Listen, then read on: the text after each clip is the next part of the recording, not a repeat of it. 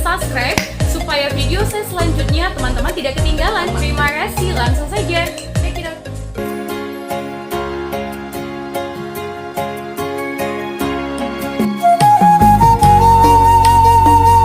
Sejarah Padan Silalahi dengan Tampu Bolon.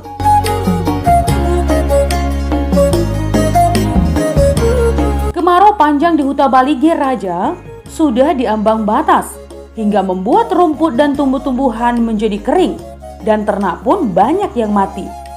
Hal ini sangat meresahkan si Bagot Nipohan, yang menjadi pewaris tata dari Tuan Sorbadi Banua. Iya teman, mengingat sepanjang pemerintahan ayahnya Tuan Sorbadi Banua, hal ini belum pernah terjadi, hingga membuatnya cemas dan bertanya kepada orang pintar.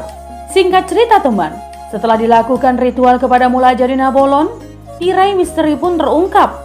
Ya, bahwa semua itu terjadi karena ulah si Bagot Nipohan yang membuat kesalahan hingga adik-adiknya si Paetua, si Lahi Sabungan, dan si Raja Oloan sakit hati dan pergi meninggalkan Huta Balige Raja.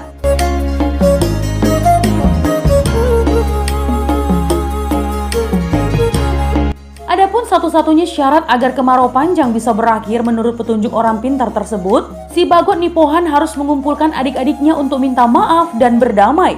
Hal itu pun tidak disia-siakan si Bagot Nipohan dan segera menyuruh anaknya Tuan Si Hubil dan ditemani pengawalnya. Ya teman, Huta Lagu Boti menjadi persinggahan pertama mereka untuk menemui si Paetua. Setelah Tuan Si Hubil menceritakan keadaan di Balige Raja, si Paetua pun bersedih dan menyanggupi untuk datang segera.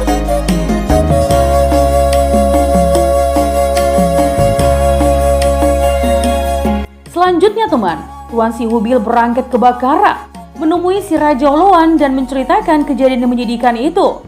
Hingga si Raja Oloan siap untuk datang sesuai dengan hari yang ditetapkan. Perjalanan jauh pun terbentang di hadapan Tuan Si Hubil. Ya, untuk menuju Huta Tolping Samosir, tempat tinggal si Lahi Sabungan, yang belum tentu juga ada di situ. Karena si Lahi Sabungan sering berdua huta, ke Paropo tempat istri keduanya, dan ke huta lain untuk mengobati.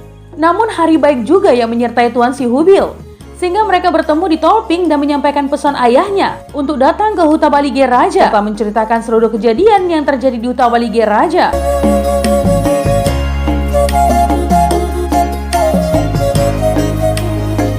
Mendengar penjelasan keponakannya yakni Tuan Si Hubil, hatinya pun miris teman. Namun karena janjinya tidak mau melihat asap dapur dari abangnya si Bagot Nipohan, dia pun dengan berat hati menolak ajakan Tuan Si Hubil. Nah teman, berbagai cara dilakukan Tuan Si Hubil untuk mengajak bapak udahnya si Lahi Sabungan. Namun sedikit pun hati si Lahi Sabungan tidak tergerak. Ini membuat Tuan Si Hubil merasa putus asa dan ingin pulang dengan tangan hampa. Namun kembali terbayang derita yang dialami seluruh penghuni kampungnya teman. Dan wajah ayahnya si Bagot Nipohan yang sudah mulai tua, sehingga dia tetap bertahan di Tolping dan berusaha membujuk si Lahi Sabungan.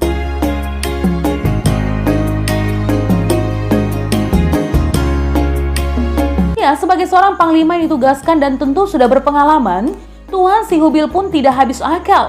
Dia berpikir kekerasan hati si Lahi Sabungan sepertinya tidak dapat diluluhkan dengan cara bujukan.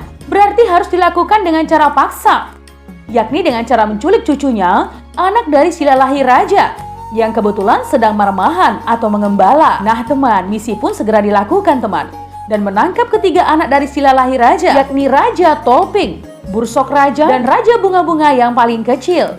Ya, si Raja Tolping yang paling besar meronta dan berhasil melarikan diri teman. Begitu juga si Bursok Raja terus meronta di sepanjang perjalanan, hingga membuat solu yang dikendarai Tuan Si Hubil tidak stabil, hingga diputuskan untuk dilepas saat melewati Tano Ponggol Pangururan. Nah teman, tinggal Raja Bunga-Bunga yang paling kecil.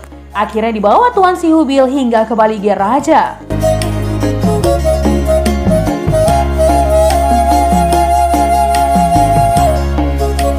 Cucu diculik oleh Tuan Si Hubil, si Lahi Sabungan pun geram dan segera mengajak anaknya si Lahi Raja untuk mengayu solunya mengejar Tuan Si Hubil. Namun selang waktu yang begitu jauh, membuat Tuan Si Hubil lebih dulu tiba di Balige Raja dan membawa Raja Bunga-Bunga ke hadapan ayahnya si Bagot Nipohan. Ya, si Bagot Nipohan pun heran melihat anak tersebut dan menanyakan anak siapa ini. Tuan Si Hubil pun segera menceritakan semuanya dan tentang penolakan si Lahi Sabungan untuk datang ke Balige Raja, hingga ia berinisiatif menculik cucunya untuk memancing kedatangannya. Belum sempat memberikan sanggahan, tiba-tiba langit mendung dan guruh menggelegar, serta halilintar sambar menyambar.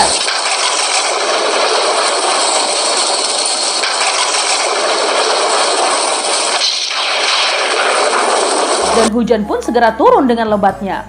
Melihat situasi itu, si Bagonipohan sudah tahu bahwa si Laisabungan sudah tiba di Balige Raja. Singkat cerita teman, si Laisabungan pun meminta pertanggungjawaban atas ulah Tuan Si Hubil yang menculik cucunya, yang tidak tahu asal muasal pertentangan di antara mereka. Namun dengan permohonan maaf dari si Bagonipohan dan bujukan dari si Paet Tua serta si Raja Oloan, hatinya pun terobati. Dengan kehadiran adik-adiknya, hujan pun turun di Balige Raja.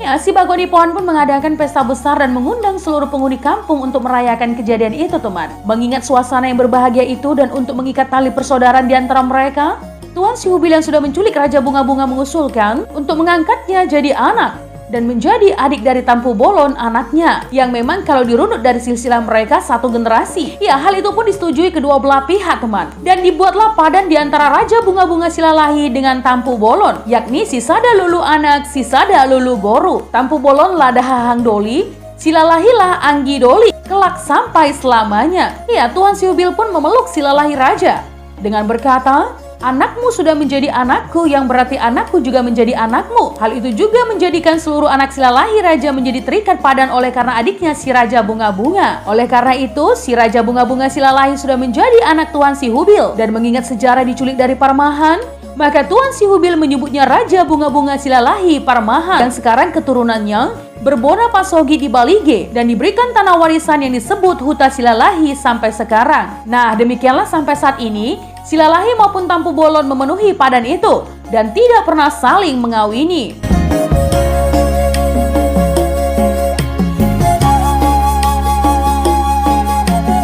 Ya teman, dijelaskan lebih lanjut. Raja Bunga-Bunga gelar Raja Parmahan Silalahi. Silalahi adalah nama dan gelar dari Silalahi Sabungan, yang mana digunakan sebagai marga pertama kali oleh si Raja Bunga-Bunga menjadi si Raja Parmahan Silalahi. Iya teman, Raja Bunga-Bunga adalah nama pemberian dari Namboru Deang Namora, yang mana keturunannya Silalahi Sabungan, Sondi Raja, Rumah Sondi, si Raja Bunga-Bunga atau Raja Parmahan Silalahi. Raja Parmahan adalah nama pemberian dari si Bagonipohan dan Tuan Si Hubil, yang mana menceritakan kisah penculikan Raja Bunga-Bunga dari pengembalaannya atau Parmahan.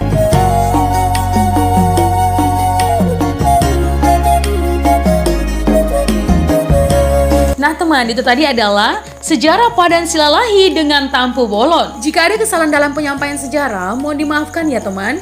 Untuk kritik dan saran yang membangun, langsung saja tinggalkan di kolom komentar. Menjadi bijak, menjadi cermat itu penting. Terima kasih teman.